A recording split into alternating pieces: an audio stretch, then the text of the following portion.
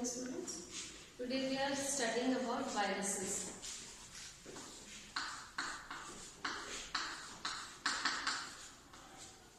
Viruses को हम विषाणु बोलते हैं और वायरसेस क्या होते हैं इसके बारे में बात करेंगे।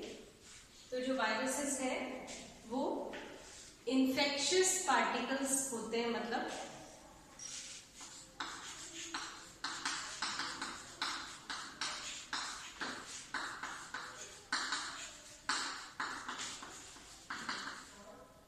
जो कि बैक्टीरिया से भी छोटे होते हैं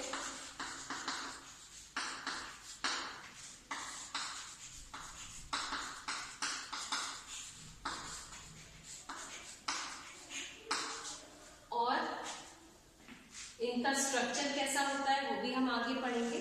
सबसे पहले हम ये देखेंगे कि वायरसेस के बारे में कौन कौन से वैज्ञानिकों ने रिसर्च किया था। तो सबसे पहले जो वर्ड है वायरस, वो वायरस टर्म जो है वो लुई पास्चर ने दिया था।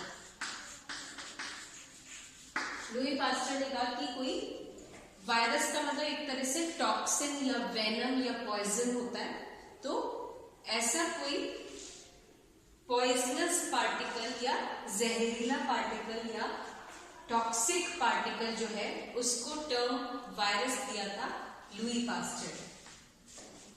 उसके बाद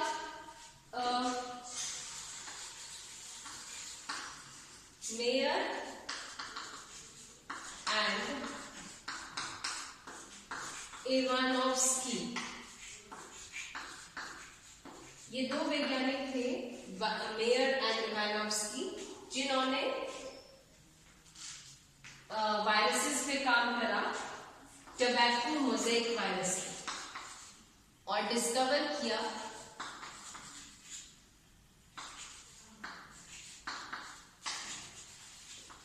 कि ये जो वायरस है ये टोबैको के प्लांट में टोबैको मोज़ेक डिजीज कॉज कर रहा है। ये मेयर एंड इवानोव्स्की ने किया। उसके बाद जो रिसर्च हुआ वायरसेस पर, तो ये पता चला कि अगर कोई लिक्विड पोर्शन भी है, कोई लिक्विड भी है, वो भी डिजीज कॉज कर सकता है। तो इसीलिए बाइजेरिक थे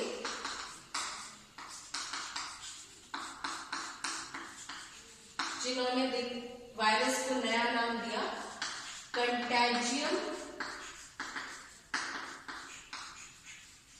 वाइवम फ्लूइडम।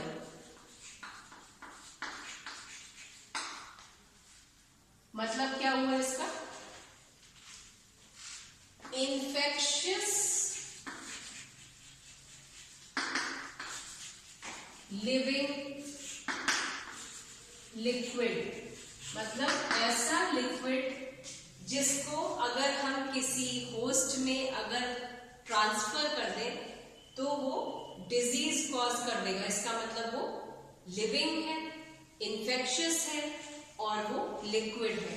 तो कंटैजियम वाइवम फ्लूइडम जो है वो बाइजेरिक ने यूज किया था।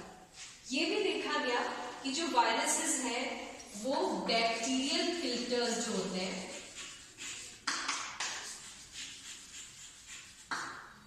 बैक्टीरियल फिल्टर्स क्या होते हैं? ऐसे फिल्टर्स जिसके थ्रू सपोज हमारे पास कोई लिक्विड है और उस लिक्विड में बैक्टीरिया उपस्थित है और हम उस बैक्टीरियल फिल्टर के थ्रू उस लिक्विड को पास कर देते हैं, तो बैक्टीरिया फिल्टर में ही रह जाता है और जो लिक्विड पास होता है वो बैक्टीरिया फ्री हो जाता है।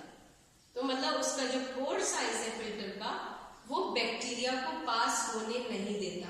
तो उन बैक्टीरियल फिल्टर्स में से जब वायरसेस को पास किया तो वो निकल गए उस फिल्टर में से। तो इसका मतलब ये पता चला कि जो वायरसेस हैं वो बैक्टीरिया से भी ज्यादा छोटे हैं साइज में।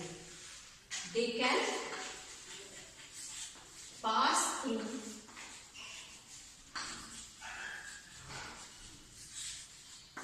Bacterial filters.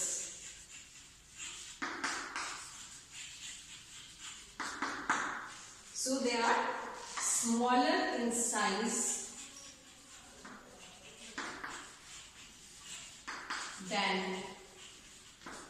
बैक्टीरिया। ठीक है,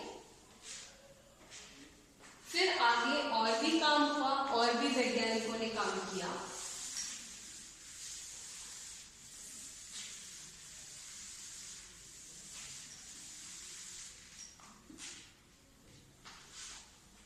जैसे कि स्टैनली ने देखा,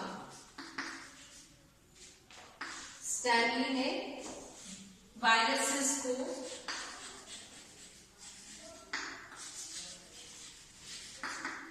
क्रिस्टलाइज किया पहली बार। तो उन्होंने ये देखा कि एक तरह से जो वायरसेस हैं वो लिविंग भी कहला सकते हैं और नॉन लिविंग भी कहला सकते हैं, क्योंकि जब वो किसी ऑर्गेनिज्म, लिविंग ऑर्गेनिज्म में एंटर करते हैं तब वो उसमें डिजीज कॉज कर लेते हैं। लेकिन अगर कहीं सरफेस पर पड़े हैं, टेबल पे, चेयर पे, हवा में, उस समय वो डिजीज कॉज नहीं कर पा रहे और उन वायरसेस को क्रिस्टलाइज तक किया जा चुका है। और for the first time Stanley ने उनको क्रिस्टलाइज किया।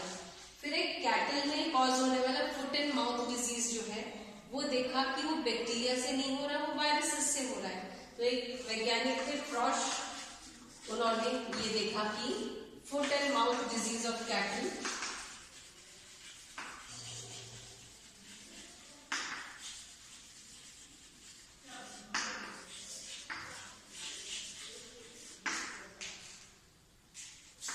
वो बैक्टीरिया से कॉज नहीं हो रहा बल्कि वायरसेस से हो रहा है, क्योंकि वो बैक्टीरिया प्रूफ फिल्टर्स से भी पास हो रहा है और साइज में छोटा है और वो वायरसेस से कॉज हो रहा है। उसके बाद इंडिपेंडेंटली दो वैज्ञानिक थे, एक थे ट्वॉर्ट और एक थे डी हेरेले। इन दोनों ने इंडिपेंडेंटली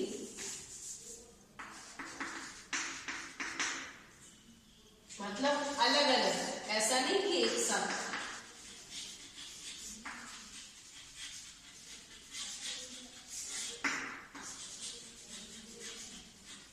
इंडिपेंडेंटली वर्क किया और उन्होंने देखा कोई ऐसे वायरसेस भी हैं, some viruses are capable of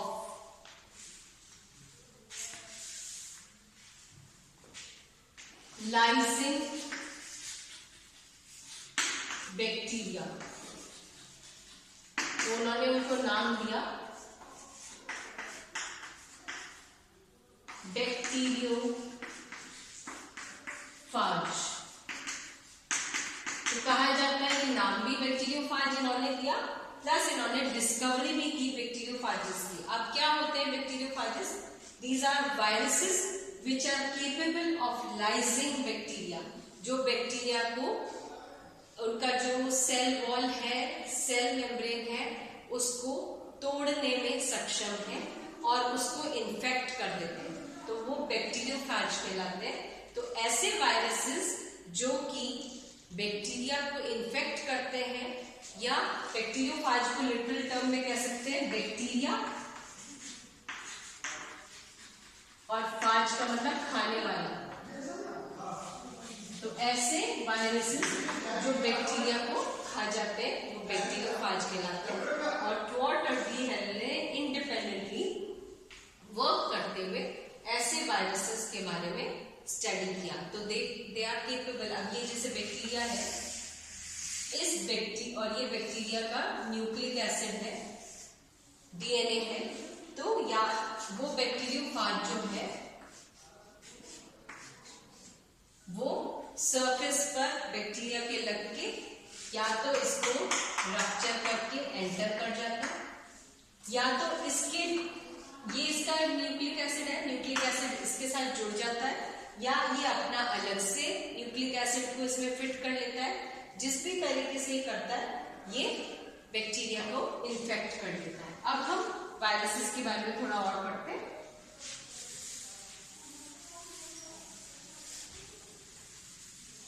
शुरू में ये देखा लगा था साइंटिस्ट को कि जो वायरसेस हैं वो प्रोटीन्स हैं, लेकिन बाद में पता लगे नहीं, प्रोटीन के साथ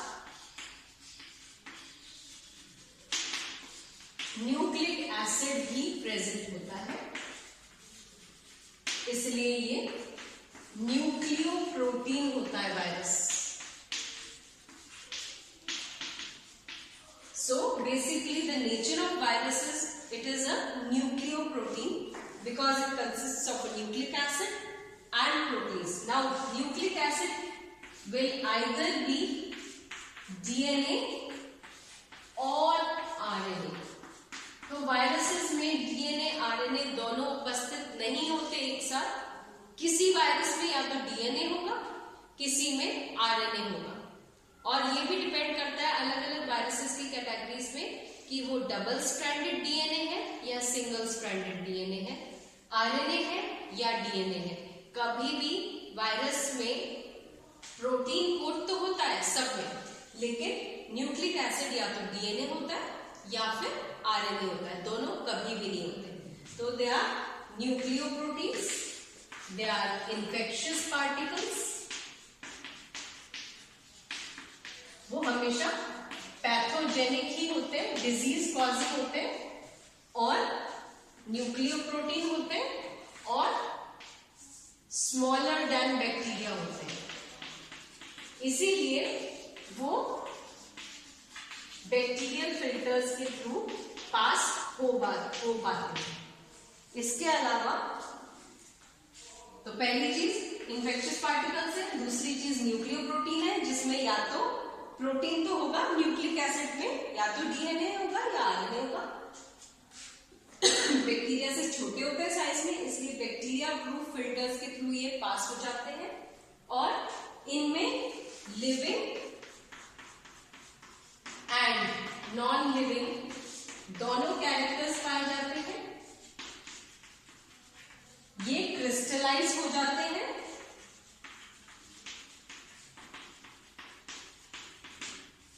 और जब ये लिविंग होस्ट में आते हैं तब उसमें इन्फेक्शन कॉज करते हैं और उसमें डिजीज कॉज करते हैं।